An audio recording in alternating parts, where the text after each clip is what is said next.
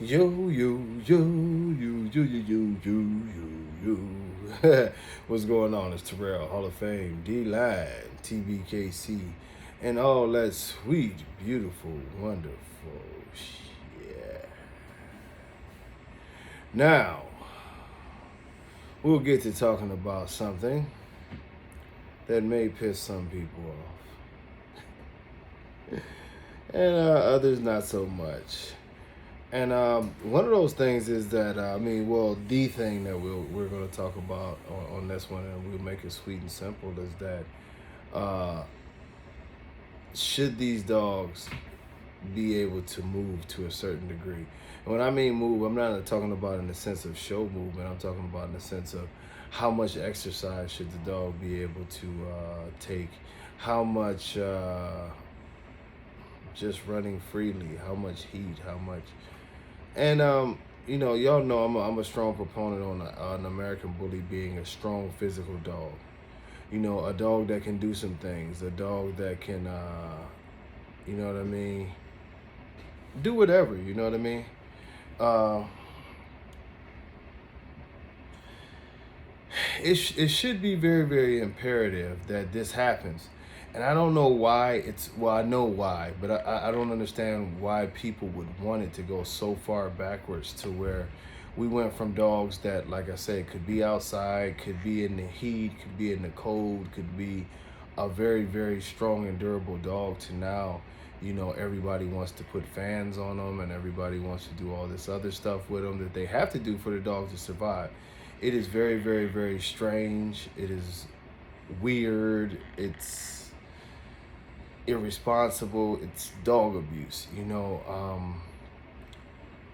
I often used to say this like a long time ago about the English Bulldog. Like, who would want a dog that can't do anything? And some English Bulldogs, don't get me wrong, they can go out. I've seen people who've had English Bulldogs that can actually walk in heat. Of course, you don't want to go too crazy with it, but the dog could live a pretty normal life. Whereas, of course, the other ones are broke down. The American Bully was always a dog that was supposed to be able to do all of the things like run. He's not a greyhound, but withstand heat and withstand elements and different things of that nature. So it goes into the thing of sporting, and should the dogs be able to do things like weight pull? Absolutely. Denzel has a championship son that does weight pull. Mandela has a daughter that does lure coursing.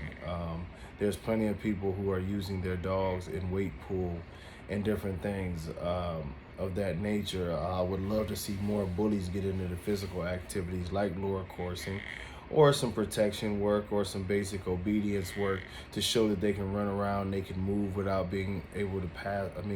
Without being ready to pass out as soon as they do this. Yes, if you are breeding your dogs at some point in time, and this is going to become a more and more heated debate, but you have to pick physical fitness over physicality. You have to, because that's longevity. The more athletic dogs that can actually breathe and can get out and run and do things and be in excellent shape, that dog's going to live a lot longer than the dogs that they're trying to make that are way overdone, way too heavy, and are having a lot of trouble breathing, just standing there.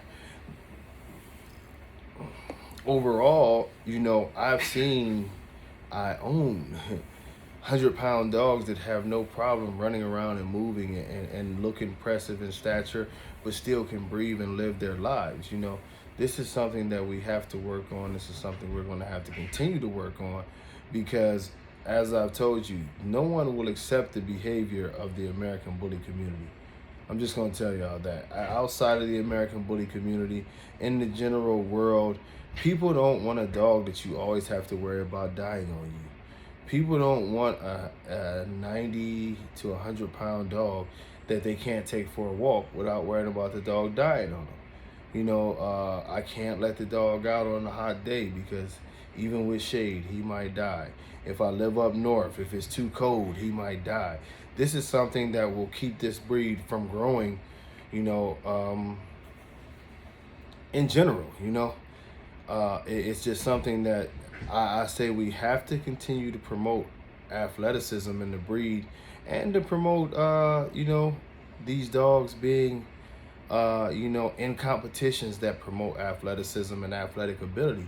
They're not English bulldogs. And hell, we got some English bulldogs that even do some skateboarding and shit like that. But, the dog has to be pushed towards the thing of physical fitness to where it can still be powerfully built, like some of the, you look at Paco. Paco was a very powerfully built little dog, but he could run around. He stayed in California. He didn't fall out. Hallie's super powerful, powerfully built dog. She would go back and forth from Florida to the death code of Ohio sometimes.